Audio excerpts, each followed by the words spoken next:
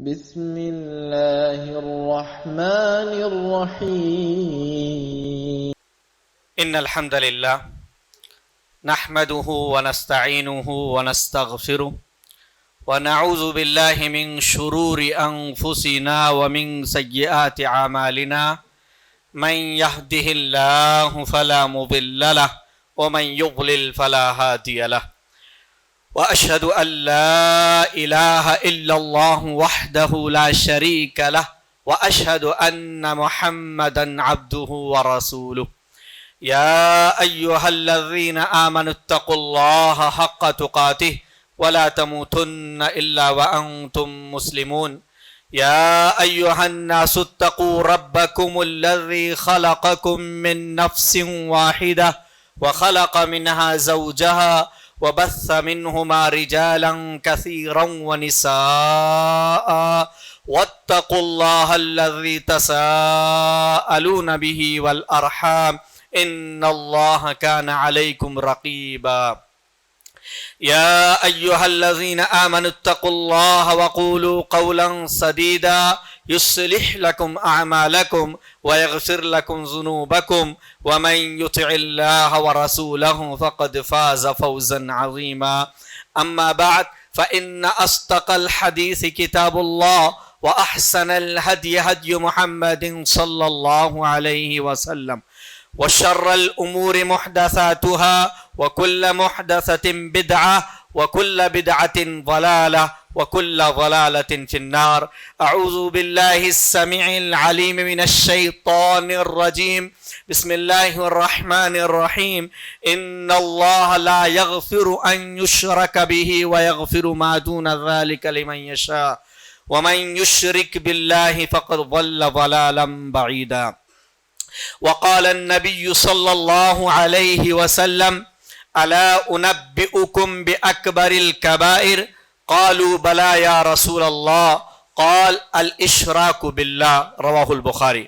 سامعین کرام، دینی و ملی بھائیوں اور خواتین اسلام، سب سے پہلے تمام قسم کی تعریف و توصیف، کبریائی و بڑائی، بزرگی و برتری، حمد و ثنا اللہ رب العالمین کے لیے لائق و سزاوار ہے، جو ہم سب کا معبود و مسجود اور رب ہے. بعدہ صلاۃ و سلام و تمام انبیاء کرام علیہم الصلاۃ والسلام، خصوصاً نبی آخر الزماں محمد مصطفیٰ صلی اللہ علیہ وسلم اور آپ کے آل و اصحاب پر. چونکہ ہمارے درمیان استاذ محترم جماعت کے موقر عالم دین فضیلۃ الشیخ ابو رضوان محمدی حفظہ اللہ و تعالی موجود ہیں، اس لیے میں آپ اور ان کے درمیان خلل زیادہ نہیں کروں گا اور زیادہ وقت نہ لوں گا تاکہ شیخ آپ سے زیادہ گفتگو کر سکیں، زیادہ باتیں بیان کر سکیں. لیکن چونکہ مکلف کیا گیا ہے چند باتیں آپ کے سامنے پیش کرنے کا اور عنوان دیا گیا ہے شرک اور اس کی اقسام، تو اس تعلق سے چند بنیادی باتیں میں آپ کے سامنے چند منٹ میں رکھ کر اپنی جگہ لوں گا. شرک اور اس کی اقسام. شرک کہتے کسے؟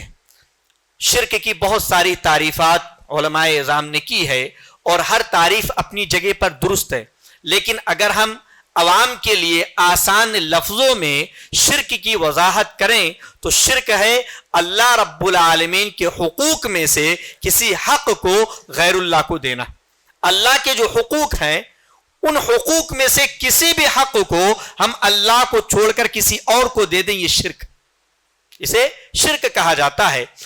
اب اس پس منظر میں ہم چلیں اور غور کریں کہ ہمارے سماج و معاشرے کے اندر کس طریقے سے اور کتنی طرح کے شرک پائے جاتے ہیں. اللہ رب العالمین پر ایمان لانا جس طریقے سے توحید کی 3 قسمیں ہیں، توحید الوہیت، ربوبیت، اسماء و صفات، ہر ایک میں اللہ رب العالمین کو اکیلا ماننا، تنہا ماننا، یہ توحید ہے. جس طریقے سے توحید سب سے بڑی نیکی ہے، سب سے بڑی نیکی توحید ہے، اسی طریقے سے سب سے بڑا گناہ شرک. قیامت کے دن ایک گنہگار شخص کو لایا جائے گا، مسلم بندہ، بہت سارے گناہ ہوں گے اس کے نامہ اعمال میں، کوئی نیکی نہ نظر آئے گی. وہ بندہ اللہ رب العالمین اس سے پوچھے گا کہ نیکیاں نہیں ہے. چنانچہ اب اسے خیال ہوگا کہ مجھے تو جہنم میں ڈالا جائے گا.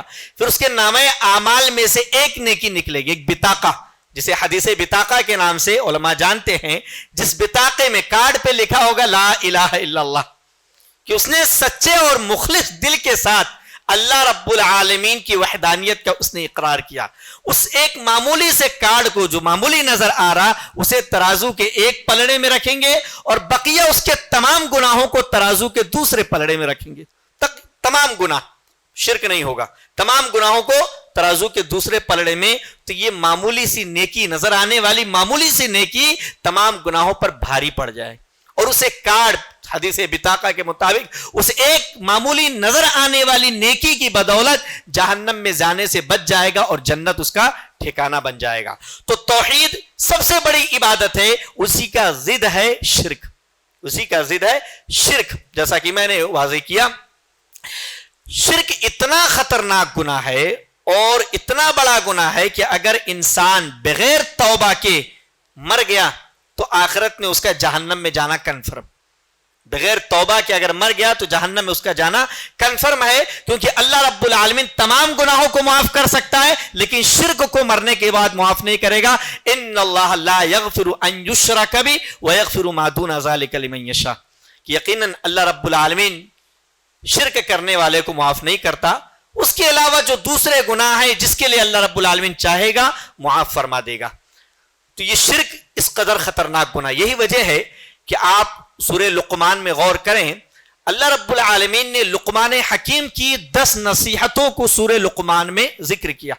ان 10 نصیحتوں میں سے سب سے پہلی نصیحت جس کا ذکر اللہ رب العالمین نے کیا، یہی یا بنی لا تشرک باللہ ان الشرک لظلم عظیم، کہ اے میرے بیٹے اللہ کے ساتھ شرک نہ کرنا، یقیناً شرک بڑا بھاری ظلم ہے. بڑا بھاری ظلم یعنی سب سے بڑا ظلم ہے، اس سے بڑا ظلم کوئی اور نہیں. اور سب سے بڑا ظلم کیوں ہے شرک؟ سب سے بڑا ظلم شرک کے ہونے کی وجہ یہ ہے کہ اللہ رب العالمین خالق ہے تو ہم جو ہے اس خلقت کی صفت کسی اور طرف کر دیتے ہیں، کسی اور کو خالق. ہم بچہ مانگنے کسی اور کے پاس چلے جا رہے ہیں، کسی قبر والے کے پاس جا رہے ہیں کہ بچہ دے دے ہم کو. اللہ رب العالمین مالک ہے ہر چیز کا، ہم رزق کے لیے کسی اور پیر بابا کے پاس چلے جا رہے ہیں. اللہ رب العالمین مدبر ہے، نظام کائنات چلانے والا تنے تنہا اللہ رب العالمین ہے. ہم اپنی بگڑی بنانے کے لیے کسی اور کے پاس جاتے ہیں کہ ہماری زندگی بگڑ گئی ہے، ہمارا جو ہے قسمت بگڑا ہوا ہے، آپ ذرا صحیح کر دیں اس کو. تو اللہ رب العالمین جو ہر چیز کا مالک، خالق، مدبر، رب ہے، ہم اسے چھوڑ کر کسی اور کے ساتھ دنیا میں ہم دیکھتے ہیں کہ ہم اپنی چیز کو، معمولی سی چیز کو حق نہیں دیتے کہ کوئی اور شخص جو ہے اس پر اپنا ٹھپا لگا لے کہ یہ چیز میری. شرکت گوارا نہیں کرتے ہم کہ کوئی اور شامل ہو جائے اس کے اندر. تو جب اللہ رب العالمین تنے تنہا ہر چیز کا مالک ہے تو وہ کیسے گوارا کر لے گا؟ اسی لیے اللہ رب العالمین نے اس گناہ کو سب سے بڑا گناہ شمار کیا، سب سے بڑا گناہ شمار کیا، سب سے بڑا ظلم کہا. اور یہی وجہ ہے کہ شرک جیسے ظلم کرنے والے ظالموں کے لیے اللہ رب العالمین نے امن و امان اور ہدایت نہیں رکھی. فرمایا الذین آمنوا ولم یلبسوا ایمانہم بظلم اولئک لہم الامن وہم مہتدون، کہ جو لوگ ایمان لائے اور انہوں نے اپنے ایمان کو ظلم کے ساتھ خلط ملط نہیں کیا، انہی کے لیے امن و امان ہے اور وہی ہدایت یافتہ ہے. جب یہ آیت کریمہ نازل ہوئی تو صحابہ کرام پریشان ہو گئے. یہ آیت صحابہ کے لیے مشکل رہی. صحابہ نبی کریم صلی اللہ علیہ وسلم کے پاس آتے ہیں، کہتے ہیں یا رسول اللہ اینا لم یظلم نفسہ، کہ اللہ کے رسول ہم میں سے کون ہے جس نے اپنے آپ پر ظلم نہیں کیا؟ گناہ، ظلم کا جو عربی لفظ ہے اس کا عام معنی وضع الشیء فی غیر محلی، کسی چیز کو اس کی مختص جگہ پر نہ رکھ کے کہیں اور رکھ دینا. تو چھوٹے سے چھوٹا گناہ بھی لفظ ظلم میں شامل ہوتا ہے. صحابہ نے وہی مفہوم سمجھا کہ ظلم تو ہر کوئی کرتا، ہر کسی سے گناہ ہوتا ہے، ہم بھی گناہ کرتے ہیں. پریشان ہو گئے، نبی کریم صلی اللہ علیہ وسلم کے پاس جا کے کہتے ہیں کہ اینا لم یظلم نفسہ، کہ ہم میں سے کون ہے جس نے اپنے اوپر ظلم نہیں کیا، گناہ نہیں کیا ہے؟ نبی کریم صلی اللہ علیہ وسلم کی پریشانی کو دیکھ کر فرماتے ہیں لیس الامر کما تظنون، بات ایسی نہیں جیسا تم سمجھ رہے ہو، بلکہ یہاں پر مراد انما ہوا کما قال لقمان لابنی، بلکہ یہاں پر ظلم سے مراد وہ ہے جیسا کہ لقمان علیہ السلام نے اپنے بیٹے سے کہا تھا یا بنی لا تشرک باللہ، کہ یہاں پر ظلم سے مراد شرک ہے کہ جو شخص بھی ایمان لانے کے بعد شرک میں مرتکب ہو جائے گا، شرک جیسے گناہ کو انجام دے گا، اولئک لہم الامن، اس کے لیے امن و امان نہیں اور وہ ہدایت یافتہ نہیں، وہ راستہ بھٹکا ہوا ہے۔ تو اللہ رب العالمین نے اس ظلم کو، اس شرک کو سب سے بڑا ظلم قرار دیا اس دنیا کا، اور اس کے اوپر جنت کو حرام کر دیا۔ انہ من یشرک باللہ فقد حرم اللہ علیہ الجنہ ومأواہ النار، کہ یقیناً جو شخص اللہ کے ساتھ شرک کرتا ہے اللہ رب العالمین نے اس پر جنت کو حرام کر دیا، وہ جنت میں داخل نہیں ہو سکتا اگر وہ بغیر توبہ کے مر جائے، ومأواہ النار، اور جہنم اس کا ٹھکانہ، جہنم اس کا ٹھکانہ ہے۔ یہی وجہ ہے کہ آپ دیکھیں گے شریعت جو ہے شرک سے روکنے، اس بڑے گناہ سے لوگوں کو روکنے کے لیے قرآن کریم کے اندر مختلف انداز میں لوگوں کو سمجھاتا ہے۔ والذین تدعون من دونہ ما یملکون من قطمیر، کہ تم جن کو اللہ کے سوا پکارتے ہو، ما یملکون من قطمیر، وہ کھجور کی گٹھلی کے اوپر جو جھلی ہوتی ہے اس جھلی کے بھی مالک نہیں ہے، سفید سی ہوتی ہے نا کھجور کی گٹھلی پر، اس جھلی کے بھی مالک نہیں اللہ رب العالمین کہہ رہا۔ تو جو ذات، جو شخص، جو فرد جو ہے اس جھلی کا مالک نہیں ہے، وہ تمہاری بگڑی کیسے بنا سکتا ہے، وہ تمہارے کس کام آ سکتا ہے۔ والذین تدعون من دونی لا یستطیعون نصرکم، تم ان سے مدد مانگتے ہو، اللہ فرما رہا تم جن کو اللہ کے سوا پکارتے ہو لا یستطیعون نصرکم، وہ تمہاری مدد نہیں کر سکتے، ولا انفسہم ینصرون، حالانکہ وہ تو اپنی مدد بھی نہیں کر سکتے، منو تلے مٹی کے نیچے دفن ہیں، اپنے لیے کچھ نہیں کر سکتے، تمہارے لیے کیا کیا کریں گی، تمہارے لیے کیا کر سکتے ہیں۔ چنانچہ اللہ رب العالمین نے فرمایا یا ایھا الناس ضرب مثل فاستمعوا له، اے لوگو تمہارے لیے ایک مثال بیان کی جا رہی ہے، ذرا غور سے سننا۔ ان الذین تدعون من دون اللہ لن یخلقوا ذبابا ولو اجتمعوا له، کہ جن لوگوں کو تم پکارتے ہو اللہ رب العالمین کو چھوڑ کر، چاہے وہ قبر والا ہو، مردہ، چاہے زندہ کسی پیر بابا فقیر کو پکارتے ہو، لن یخلقوا ذبابا ولو اجتمعوا له، سارے کے سارے جمع ہو جائیں اور ایک مکھی پیدا کرنے کی کوشش کریں، لن یخلقوا، وہ ہرگز ہرگز ایک مکھی بھی نہیں پیدا کر سکتے۔ فرمایا وَإِن يَسْلُبْهُمُ الذُّبَابُ شَيْئًا لَا يَسْتَنْقِذُوهُ مِنْهُ، اور اگر مکھی ان سے کچھ چھین لے، مکھی ان سے کچھ چھین لے تو وہ اس سے چھین بھی نہیں سکتے، اتنی بھی حیثیت اور طاقت نہیں ہے کہ اس مکھی کا سامنا کر سکے، مکھی کا مقابلہ کر سکے۔ تو جس کی اہمیت، حیثیت اس دنیا میں مکھی کے برابر نہیں ہے، ہم اس کو اللہ رب العالمین کے مقابل کھڑا کر دے رہے ہیں کہ دعا اللہ سے کرنی ہے، محبت اللہ سے کرنی ہے، توکل اللہ پر کرنا ہے، عبادت اللہ کی کرنی ہے، دعا اور استجابہ سب اللہ رب العالمین سے کرنا ہے، ڈرنا اللہ رب العالمین سے، لیکن وہ خوف، وہ دعا، وہ توکل، وہ اعتماد ہم دوسروں پر کریے بیٹھے ہیں، جس کی حیثیت ایک مکھی کے برابر بھی نہیں، مکھی سے بھی مقابلہ وہ شخص نہیں کر سکتا ہے۔ تو نبی کریم صلی اللہ علیہ وسلم نے فرمایا اجتنبوا السبع الموبقات، 7 ہلاک کرنے والی چیزوں سے بچو۔ صحابہ نے پوچھا وما ہی یا رسول اللہ، کہ وہ 7 ہلاک کرنے والی چیزیں کیا ہے؟ آپ نے سب سے پہلا جس کا نام لیا الشرک باللہ، اللہ کے ساتھ شرک کرنا۔ تمام گناہ آدمی کرے اس کی معافی ہو جائے گی، اللہ رب العالمین چاہے گا اپنے فضل و کرم سے، اور انسان کتنا بھی گنہگار ہوگا اگر توحید والا ہے تو آخرت میں اگر جنت میں نہیں گیا جہنم میں گیا تو سزا پانے کے بعد شفاعت کے ذریعے یا اللہ رب العالمین کے فضل و کرم کے ذریعے جنت میں جائے گا ایک مدت کے بعد۔ لیکن اگر شرک کر کے مرا تو پھر جنت میں جانے کی تو کوئی صورت نہیں۔ جو سب سے بڑا ہدف، سب سے بڑا مقصد ہے ہماری اس زندگی کا، وہ ہم کسی بھی طور پر حاصل نہیں کر پائیں گے۔ اسی وجہ سے آپ قرآن و سنت کے اندر دیکھیں گے کہ نبی کریم صلی اللہ علیہ وسلم شرک کے ذرائع سے بچانے کے لیے کس قدر کوشش کیا کرتے تھے۔ معمولی باتوں کے لیے ایک مرتبہ ایک صحابی کہتے ہیں ماشاء اللہ وشئت، آپ اللہ جو چاہے اور آپ جو چاہے، اللہ جو چاہے اور آپ جو چاہے، تو اللہ کو اور نبی کو برابر کر دیے، اللہ جو چاہے اور آپ جو چاہیں۔ تو نبی کریم صلی اللہ علیہ وسلم نے وہی پر فوراً ٹوکا کہ نہیں، اس طرح مت کہو ماشاء اللہ ثم شئت، اللہ جو چاہے پھر آپ جو چاہیں، اللہ کے بعد نبی کا درجہ برابر نہیں۔ تو جب نبی اللہ کے برابر نہیں ہو سکتے تو ہما شما کون کیسے برابر ہو سکتا ہے، ہم اور آپ بخوبی سمجھیں۔ تو شرک بہت ہی خطرناک جرم ہے، بہت ہی بڑا ظلم ہے، اس سے بڑا گناہ کوئی اور گناہ نہیں ہو سکتا۔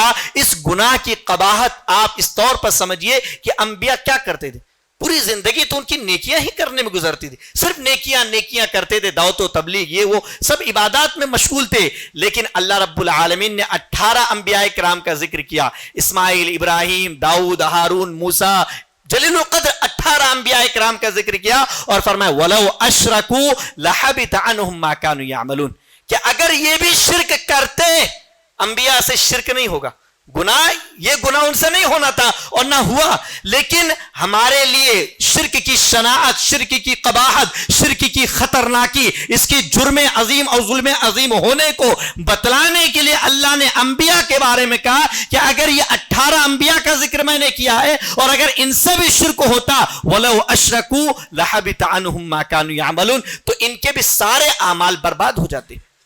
تو شرک ایسا جرم ہے، ایسا جرم عظیم ہے کہ انسان زندگی بھر نیکیاں کرتا رہے، حج و عمرے پہ حج و عمرہ کرتا رہے، لیکن اگر وہ شرک کا مرتکب ہے تو اس کے سارے اعمال برباد. اکارت تمام انبیاء اور نبی کریم صلی اللہ علیہ وسلم کو خطاب کر کے اللہ رب العالمین نے کہا وَلَقَدْ أُوحِيَ إِلَيْكَ وَإِلَى الَّذِينَ مِن قَبْلِكَ لَئِنْ أَشْرَكْتَ لَيَحْبَطَنَّ عَمَلُكَ وَلَتَكُونَنَّ مِنَ الْخَاسِرِينَ، کہ ہم نے آپ کی طرف بھی وحی کر دی اور آپ سے پہلے جو انبیاء و رسول گزرے ہیں ان کی طرف بھی یہ پیغام پہنچا دیا لَئِنْ أَشْرَكْتَ، کہ اگر تم نے شرک کیا، اللہ کے حق کو ادھر ادھر کیا، لَيَحْبَطَنَّ عَمَلُكَ، تو لازمی طور پر تمہارا بھی عمل برباد ہو جائے گا، وَلَتَكُونَنَّ مِنَ الْخَاسِرِينَ، اور یقینی طور پر تم بھی خسارہ اٹھانے والوں میں سے ہو جاؤ گے. تو انسان کو سب سے پہلا احتیاط اور سب سے زیادہ محتاط اس دنیا میں جس سے رہنے کی ضرورت ہے وہ شرک ہے، کہ آدمی اپنے آپ کو شرک سے بچا لے، اور اس کے لیے ضرورت ہے کہ ہم توحید کی مضبوط تعلیم حاصل کریں. ہماری توحید بڑی ہی مضبوط اور ٹھوس ہونی چاہیے. توحید میں اگر کمزوری آئی، پختگی نہ رہی، تو شرک کے راستے ہمارے لیے کھلے رہتے ہیں، ہم شرک کی طرف چلے جاتے ہیں. یہ وجہ کہ آپ دیکھ لیجئے دنیا بھر میں کتنے مسلمان ہیں، لیکن شرک سے پاک جماعت کون سی ہے، شرک سے بچنے والے افراد کون سے ہیں، کتنے ہیں. ہم اور آپ بخوبی جانتے ہیں مولانا الطاف حسین حالی رحمت اللہ علیہ نے اس امت کی منظر کشی کی تھی کہ اس امت کی حالت کیا ہے. یہ کفار بت کی عبادت کر رہے ہیں، ان کے سامنے جھکتے ہیں، چڑھاوا چڑھاتے ہیں، تو ہم انہیں کافر اور مشرک کہتے ہیں. لیکن ہم کیا کرتے ہیں، اس کی صورتحال بیان کرتے ہوئے فرمایا کرے غیر گر بت کی پوجا تو کافر، جو ٹھہرائے بیٹا خدا کا تو کافر. غیر پوجا کر رہا تو ہم کافر کہہ رہے ہیں. عیسائی جو ہے عیسیٰ علیہ السلام کو اللہ کا بیٹا کہہ رہے تو ہم اسے کافر کریں. جھکے آگ پر بہر سجدہ تو کافر. مجوسی آگ کی عبادت کرتا ہے تو ہم اسے کافر کر رہے ہیں. کواکب میں مانے کرشمہ تو کافر، جو آسمان کو، ستارے کو، سورج کو اپنا رب مانتے، اللہ مانتے، معبود مانتے، ہم انہیں کافر کہتے ہیں. لیکن ہم میں سے کتنے قبروں پر سجدے کرتے ہیں، ہم میں سے کتنے قبر ایک طرف اور بت ایک طرف. کیا فرق رہ گیا ہمارے آپ میں. اسی چیز کو انہوں نے بیان کیا مگر مومنوں پر کشادہ ہے راہ.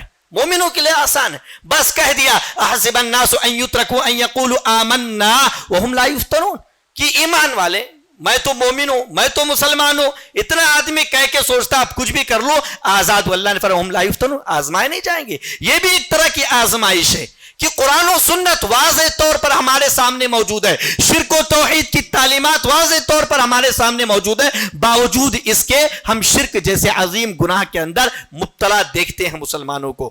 تو فرمایا کہ مگر مومنوں پر کشادہ ہے راہیں، پرستش کریں، پوجا کریں، عبادت کریں شوق سے جس کی چاہیں، نبی کو چاہیں خدا کر دکھائیں. نبی کریم صلی اللہ علیہ وسلم کا رتبہ اللہ کے برابر، وہی جو مستوی عرش تھا آسماں پر اتر پڑا ہے زمین پر خدا ہو کر. اس طرح کے اشعار کہتے ہیں کہ اللہ ہی چلا آیا. نبی کریم صلی اللہ علیہ وسلم کو بھی اللہ ہی بنا دیتے ہیں کہ وہ اللہ ہی ہے، وہی معبود ہے. جس طریقے سے عیسائیوں کا عقیدہ ہے کہ عیسیٰ ہی اللہ ہے یا ثالث من ثلاثہ ہے، تین خداؤں میں سے ایک خدا ہے، تین معبودوں میں سے ایک معبود ہے. ہمارے میں بھی ایسے لوگ ہیں جو کہتے ہیں جو چیزیں اللہ کے لیے خاص ہیں، جو حقوق صرف اللہ کے ہیں، وہ ہم غیروں کو دے دیتے ہیں. نبی کو دے رہے، پیر کو دے رہے، ولی کو دے رہے. کوئی کہہ رہا ہے کہ نبی ہی اللہ ہے، کوئی کہہ رہا کہ نبی کان ما یکون، ہر چیز کو جانتے تھے، غیب کا علم تھا آپ کے پاس جو صرف اللہ رب العالمین کے لیے مخصوص. تو ایسی بہت ساری چیزیں ہیں. اماموں کا رتبہ نبی سے بڑھائیں.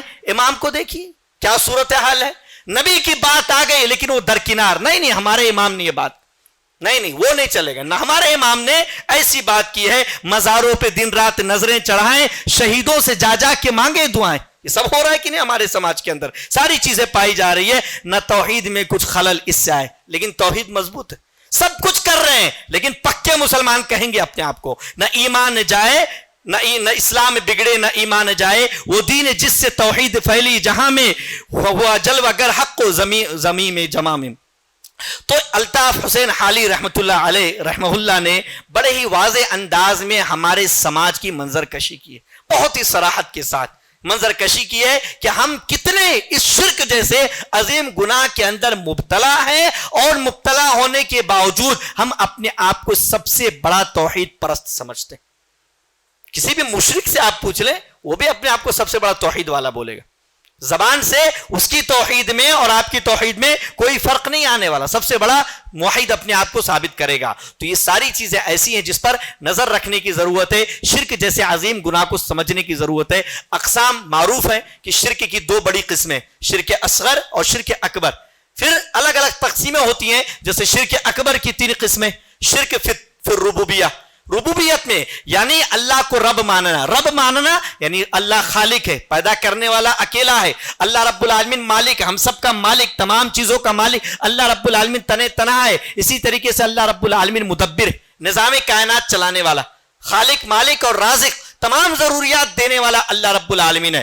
اب اگر ہم ان میں سے کچھ بھی کسی اور کو خالق مانتے ہیں، بچہ مانگنے کسی اور کے پاس جا رہے ہیں، مالک کسی اور کو مانتے ہیں، اپنی کسی اور چیز کو حاصل کرنے کے لیے کسی کے پاس جاتے ہیں، رازق اللہ کو چھوڑ کر کسی اور کے پاس مانگنے جاتے ہیں، مدبر نظام کائنات چلانے والا تنہا اللہ ہے، اور اگر ہم اللہ کو چھوڑ کر کسی اور کے پاس جا رہے ہیں کہ ہمارا یہ بگڑ گیا ہے، ہماری فیملی میں یہ پریشانی ہے، آپ جو ہے اس کا حل نکال دیں، اللہ کو چھوڑ کر کسی اور سے حل نکلوا رہے ہیں، تو یہ شرک ہے، شرک اکبر،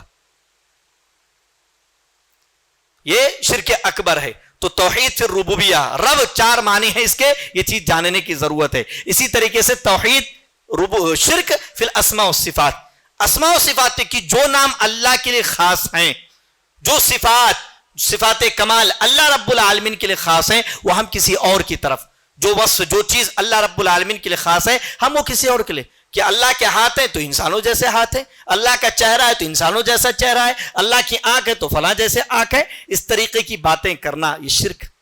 اللہ کے پاس جو کچھ ہے وہ اللہ کے شائن شان ہے، لیس کمثلہ شیء وہو السمیع البصیر، اس جیسی کوئی چیز نہیں، وہ سننے والا دیکھنے والا۔ انسان کہتا ہم بھی تو سنتے ہیں، ہم بھی تو دیکھتے ہیں، اللہ بھی دیکھ رہا سن رہا ہے، تو کیا ہماری سماعت و بصارت اللہ رب العالمین کی سماعت و بصارت جیسی ہو سکتی ہے؟ کسی ذات کی، کسی مخلوق کی اللہ رب العالمین سے کوئی مشابہت نہیں ہے۔ اور یہی سب سے بڑا گناہ، ان تجعل للہ ندا وہو خلقک۔ نبی کریم صلی اللہ علیہ وسلم سے پوچھا گیا کہ سب سے بڑا گناہ کون سا ہے؟ آپ نے فرمایا ان تجعل للہ ندا، کہ تم اللہ رب العالمین کا شریک بنا دو، وہو خلقک، حالانکہ اللہ رب العالمین نے تمہیں پیدا کیا۔ جو پیدا کرنے والا خالق ہے، جو سب سے بڑا مالک ہے، اس کو چھوڑ کر ہم کسی اور کو اس کا شامل بنا رہے، شریک بنا دے رہے۔ تو نبی کریم صلی اللہ علیہ وسلم نے اور اللہ رب العالمین نے آیات میں، احادیث کے اندر بڑی صراحت کے ساتھ شرک کی تردید کی ہے، اسے عظیم جرم قرار دیا ہے۔ تو شرک فی الاسماء والصفات، اور تیسری قسم شرک فی الالوہیہ، عبادت میں شرک، کسی کو سجدہ کرنا عبادت، اسم جامع لکل ما یحبہ اللہ ویرضاہ، ہر وہ چیز جس کو اللہ رب العالمین پسند کرتا ہے وہ عبادت ہے، اسے ہم اگر اللہ کو چھوڑ کر کسی اور طرف پھیر دیں تو وہ جو ہے شرک فی الالوہیہ ہے۔ کوئی بھی چیز وہ شرک فی الالوہیہ میں شامل ہو جائے گا، اور یہ سب سے بڑا جرم ہو جائے گا۔ شرک کی دوسری قسم جو ہے شرک اصغر ہے، جھوٹی قسم کھا لینا، غیر اللہ کی قسم کھانا، غیر اللہ کی قسم کھانا شرک اصغر ہے۔ تو اس طرح کی چیزیں، تو ہمیں ضرورت ہے کہ ہم توحید کی تعلیم مضبوطی کے ساتھ حاصل کر لیں۔ آپ دیکھ لیں، یہاں کی صورتحال مجھے معلوم نہیں ہے، لیکن ممبئی کے اندر بہت سارے اسکولوں میں ہمارے جو بچے جاتے ہیں، کانوینٹ اسکولوں کے اندر یا غیر مسلموں کے اسکولوں کے اندر، سامنے مورتی رکھی رہتی ہے، کسی چیز کا اسٹیچو بنا رہتا ہے۔ آئے دن جب بچہ وہاں سے گزرتا رہتا ہے تو دھیرے دھیرے اس کے دل کے اندر شرک کی جو قباحت، جو شناعت، جو خطرناکی، جو جرم کا احساس ہونا چاہیے، وہ کم سے کم تر ہوتا چلا جاتا ہے، کم سے کم تر ہوتا چلا جاتا ہے. حالانکہ اسی اسکول میں رہتے ہوئے یا کچھ اوپر جا کر نوبت یہاں تک پہنچ جاتی ہے کہ ہمارا وہ مسلمان بچہ ان کے تہواروں میں شریک ہو رہا ہے, دہی ہنڈی ہو رہی اس میں شامل ہو رہا ہے, گڑپتی پوجا ہے اس کے اندر شامل ہو رہا ہے, اتنے گر جاتے ہیں کہ اس میں ناچ گانے میں بھی شامل ہوتے ہیں, شرکت کرتے ہیں, اس کے اندر حصہ لیتے ہیں, تعاون کرتے ہیں, منڈپ لگاتے ہیں, ساری چیزیں ایسے بھرپور ملیں گے آپ کو. تو جب آدمی ایسے گناہوں کے تعلق سے اور اس کے خلاف جو نیکی توحید ہے اس کے تعلق سے مضبوط علم نہیں رکھے گا تو اس کے اندر یہ ساری کمزوریاں پائی جائیں گی. اسی وجہ سے کہا جاتا ہے کہ بچوں کے ذہنوں میں شروع ہی سے توحید کو راسخ کر دیں, غالب کر دیں ان کے دل و دماغ کے اندر. چھوٹی چھوٹی کتابیں اب آتی ہیں الحمدللہ ہر زبان کے اندر میسر, میں نے بھی ایک چھوٹی کتاب مرتب کی ہے, ہر زبان میں میسر ہے, آدمی بچوں کو یاد کرا دے. ابھی اگر بچہ چھوٹا ہے نہیں سمجھ پا رہا, لیکن وہ جب ذہن میں وہ چیز بیٹھی رہے گی دل میں راسخ ہو جائے گی اور آگے چل کر وہی تعلیمات اس کے لیے کارآمد ثابت ہوں گی. تو توحید معمولی نہیں ہے اور شرک گناہ کوئی معمولی نہیں کہ آپ اس کو یوں ہی چھوڑ دیں, بلکہ اس کے تعلق سے, اپنے تعلق سے اور صحابہ کے اور اپنے بچوں کے تعلق سے انتہائی حساس رہنے کی ضرورت ہے. آپ صحابہ کی احادیث کے اندر پڑھیں گے کہ صحابہ کس قدر حساس رہتے. ایک حدیث کے اندر ابو طالب کا ذکر کرتے ہیں, ابو طالب نے آخر میں مرتے ہوئے کہا تھا انا علی ملت, کہ میں اپنے دادا کی ملت پر ہوں, اپنے دادا کی طریقے پر ہوں. جب روات حدیث کے راوی اس حدیث کو بیان کرتے ہیں تو ابو طالب کا لفظ تھا انا, میں, لیکن جب راوی بیان کرتا ہے تو انا نہیں کہتا. احتیاط کا تقاضا دیکھیے شرک سے بچنے کے لیے. انا نہیں کہتا کہ وہ نقل کر رہے ہیں, باوجود اس کے انا کہہ دے تو بھی درست ہے, لیکن نقل کر رہے ہیں اس کی ابو طالب کی بات, اس کے باوجود کہتے ہیں ہوا قالا ہوا علی ملت, کہ وہ جو ہے انہوں نے کہا کہ وہ ملت ہے, وہ اپنی طرف نسبت نہیں کرتے, میں نہیں کہتے ہیں. تو یہ احتیاط کا تقاضا تھا. تو سوچئے لفظ میں اس قدر احتیاط, اور ایسی سینکڑوں حدیثیں مل جائیں گی جس کے اندر آپ دیکھیں گے کہ نبی کریم صلی اللہ علیہ وسلم نے, بلکہ کتاب التوحید کے اندر 9ویں قسم جو ہے اس میں کئی ابواب ایسے ہیں جن کے اندر یہ بات بیان کی گئی ہے کہ الالفاظ المنہیہ, اور اس تعلق سے کئی کتابیں ہیں جس کے اندر یہ بیان کیا گیا کہ کن الفاظ کو زبان سے ادا نہیں کرنا چاہیے جو شرک میں شامل ہو جاتے ہیں. ہمیں چاہیے کہ ہم بطور خاص ایسی کتابوں کو پڑھیں تاکہ ہم اپنی زبان کو محفوظ کر سکیں, اپنے اعضاء و جوارح کو بھی محفوظ کر سکیں. اسی پر میں اپنی بات ختم کرتا ہوں اور اللہ رب العالمین سے دعا گو کہ ہم تمام لوگوں کو سب سے بڑی 10 منٹ اور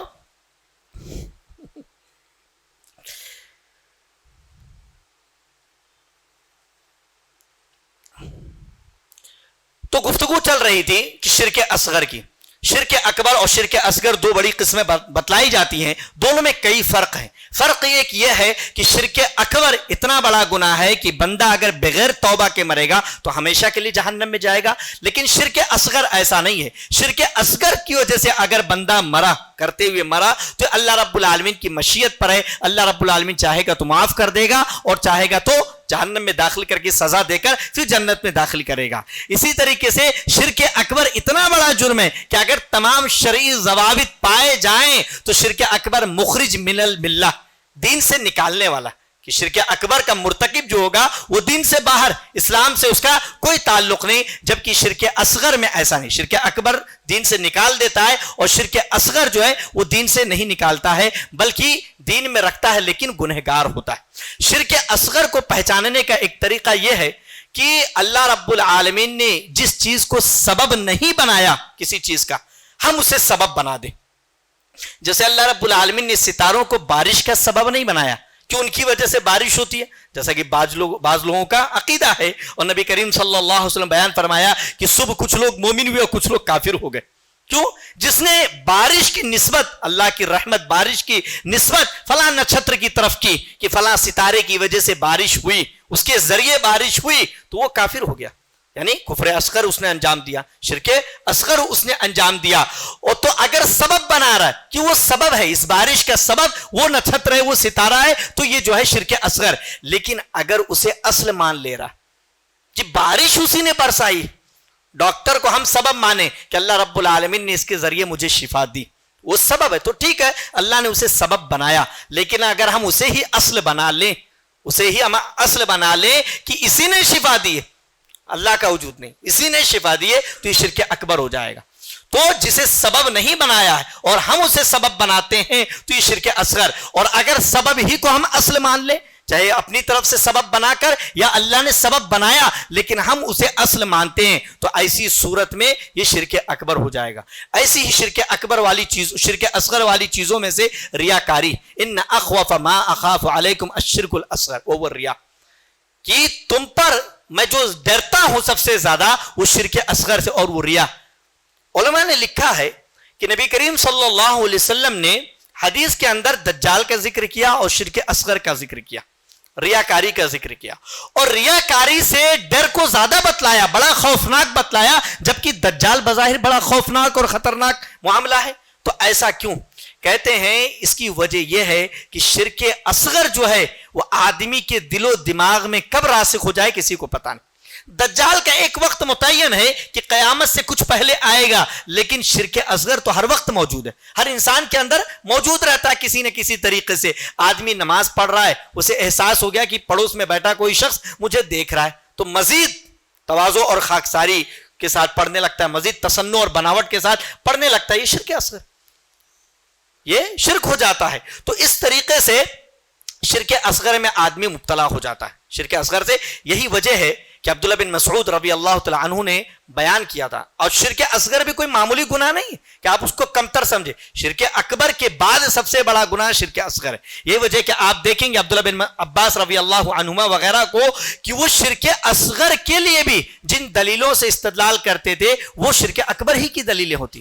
شرک کے تعلق سے جو عمومی دلیلیں ہیں قرآن و سنت کے اندر، ان عمومی دلیلوں ہی سے شرک اصغر کے لیے بھی استدلال کیا کرتے تھے، فرق نہیں کرتے تھے۔ اور اس کی وجہ یہ تھی تاکہ عوام الناس کے ذہنوں میں شرک کی قباحت پورے طور پر بیٹھی رہے، وہ شرک اصغر کو ہلکا اور معمولی نہ سمجھے، ہلکا اور معمولی نہ سمجھے۔ یہی وجہ کہ عبداللہ بن مسعود رضی اللہ تعالیٰ عنہ اپنے ایک قول میں فرماتے ہیں کہ مجھے یہ جھوٹی قسم کھا لینا مجھے چلے گا، مجھے پسند ہے کہ میں جھوٹی قسم کھا لوں، اللہ کی جھوٹی قسم میں کھا لوں، یہ مجھے چلے گا بنسبت غیر اللہ کی سچی قسم کھانے، بنسبت غیر اللہ کی سچی قسم۔ جھوٹی قسم کھا رہے ہیں، اللہ کی کھا رہے ہیں، تو جھوٹ بولنے کا گناہ کہ جھوٹ بول رہے، اللہ کی کھائے جھوٹ بولنے کا گناہ۔ لیکن اگر غیر اللہ کی قسم کھائے، سچ بول رہے ہیں قسم کے اندر لیکن قسم کھا رہے ہیں غیر اللہ کی، قسم کھا رہے غیر اللہ کی، جو کہ شرک ہے، اور شرک جھوٹ سے بڑا گناہ، شرک جھوٹ سے بڑا گناہ ہے۔ تو اللہ کی جھوٹی قسم کھانا گوارا، لیکن غیر اللہ کی سچی قسم کھانا بھی گوارا نہیں ہے۔ اور صحابہ کرام رضوان اللہ تعالی علیہم اجمعین بہت ہی احتیاط کرتے تھے، حد درجہ۔ نبی کریم صلی اللہ علیہ وسلم جب مدینہ پہنچے اور آپ نے دیکھا کہ کچھ بچیاں خوشی میں کچھ گا رہی ہیں، انہوں نے کہا وفینا نبی یعلم غدا ما فی الغد، اس طرح کے الفاظ بچیوں نے کہا کہ ہمارے درمیان ایک ایسے نبی ہیں جو کل کیا ہونے والا غیب جانتے۔ نبی کریم صلی اللہ علیہ وسلم نے یہ نہیں کہا کہ چھوٹی بچیاں ہیں جانے دو چھوڑ دیتے، نہیں، فوراً تنبیہ کی اور کہا اسے چھوڑ دو اور پہلے جو پڑھ رہے تھے وہی پڑھو، فوراً ٹوکا آپ نے کہ اسے چھوڑ دو اور پہلے جو آپ لوگ پڑھ رہے تھے اسے پڑھنے کی تاکید کی۔ تو آپ قرآن و سنت کے اندر دیکھیں گے، خصوصاً احادیث کے اندر نبی کریم صلی اللہ علیہ وسلم حد درجہ محتاط رہا کرتے تھے، حد درجہ احتیاط سے کام لیتے تھے۔ الفاظ ہو معمولی یا عبدی یا امتی، یہ طریقے ان الفاظ کے استعمال سے بھی منع کیا کہ آدمی یا عبدی کہے، اے میرا غلام، اے میرا بندہ، یا امتی، اے میری بندی، یہ بھی کہنے سے منع کیا۔ اردو میں ہم جو کہہ لیں بندہ بندی، تو جو بندگی والی نسبت ہے یہ اللہ کے ساتھ خاص ہے، بندگی والی جو نسبت ہے یہ اللہ رب العالمین کے ساتھ خاص ہے۔ اسی لیے اردو میں جو ہم لوگ بہت سارے کہتے ہیں کہ میرا بندہ ہے، یہ کہنا درست نہیں۔ ہماری نیت، ہمارا ارادہ شرک کا نہیں ہے، مقصد وہ نہیں ہے، عبدیت والا، بندگی والا مقصد نہیں ہے، لیکن الفاظ کے استعمال میں بھی حد درجہ احتیاط کرنے کی تاکید اور تعلیم دی گئی ہے کہ ایسے الفاظ استعمال نہیں کرنے ہیں جس میں شرک کی بو، شرک کی آزمائش اور بو نظر آئے، ان سے بھی بچنے کی تاکید کی گئی ہے۔ تو ہماری شریعت بڑے ہی واضح صورت میں ہمیں جو ہے شرک سے روکتی ہے. اور مشرکین مکہ وہ تو توحید ربوبیت کے قائل تھے, مانتے تھے کہ اللہ ہی خالق ہے, اللہ ہی مالک ہے, اللہ ہی رازق ہے, اللہ ہی نظام کائنات چلانے والا ہے. تکلیفیں جب ان پر پڑتی تھی, جب مصیبتیں ان پر ٹوٹتی تھی, تو وہ اپنے معبودوں کو نہیں جاتے تھے, ان سے مدد نہیں طلب کرتے تھے, بلکہ اللہ کو پکارتے تھے. جب مصیبت ان پر آتی تھی تو اللہ کو پکارتے تھے, کیونکہ ان کو بھی معلوم تھا کہ بچانے والا صرف اللہ رب العالمین کی ذات ہے. تو وہ ان کی کیوں عبادت کرتے تھے؟ ما نعبدهم الا ليقربونا الى الله زلفا. مقصد یہ ہوتا تھا کہ یہ ہمیں اللہ رب العالمین کے قریب کر دیں. ہم ان کی عبادت, ان کی بات کیوں مانتے کہ یہ ہمیں اللہ رب العالمین کے قریب کر دیں, اور کہتے تھے هؤلاء شفعاؤنا عند الله, کہ یہ اللہ کے ہاں ہمارے سفارشی ہوں گے. ہمارا مقصد یہ ہے ہم ان کو منا لیں, پٹا لیں, سمجھا لیں یہاں پر, تاکہ قیامت میں یہ ہمارے کام آ سکیں, ہمارے سفارش کر سکیں. لیکن اللہ رب العالمین نے واضح طور پر کہہ دیا وَلَا يَشْفَعُونَ إِلَّا لِمَنِ ارْتَضَىٰ, کہ اللہ رب العالمین جس سے راضی ہوگا, جس کو اجازت دے گا, اسی کے لیے سفارش ہوگی, اور وہی کر سکے گا جس کو اجازت دے گا. تو مَا لَهُمْ فِيهِمَا مِنْ شِرْكٍ وَمَا لَهُ مِنْ ظَهِيرٍ, کہ اللہ رب العالمین نے تو پہلے منع کر دیا کہ جن کو تم پکارتے ہو ما یملکون من قطمیر, کہ وہ دانے کے برابر بھی مالک نہیں ہے. اس کے بعد کہ مددگار نہیں ہے, کہ معاون ہو اللہ کے, ایسا بھی نہیں ہے. شریک ہو اس کے اندر, یہ بھی نہیں ہے. پھر چوتھی سورہ سفارش والی بچی تھی کہ سفارش کر کے کچھ کام کرا دے, تو اللہ رب العالمین نے اس کا بھی صراحت کے ساتھ انکار کر دیا کہ یہ بھی تمہارے کچھ کام آنے والا نہیں ہے جب تک اللہ اجازت نہیں دے گا, اور جس کے لیے اجازت نہیں دے گا اس کے لیے بھی آدمی نہیں کر سکتا ہے. شیخ محترم آ گئے, اس لیے میں اسی پر اپنی بات ختم کرتا ہوں. اللہ رب العالمین سے دعا گو کہ ہم تمام لوگوں کو شرک جیسے عظیم گناہ, سب سے بڑے گناہ سے بچائے, اور توحید جیسے سب سے بڑی نیکی کو اپنانے, اس میں پختگی پیدا کرنے کی توفیق عطا فرمائے. آمین. تقبل یا رب العالمین. وآخر دعوانا ان الحمدللہ رب العالمین.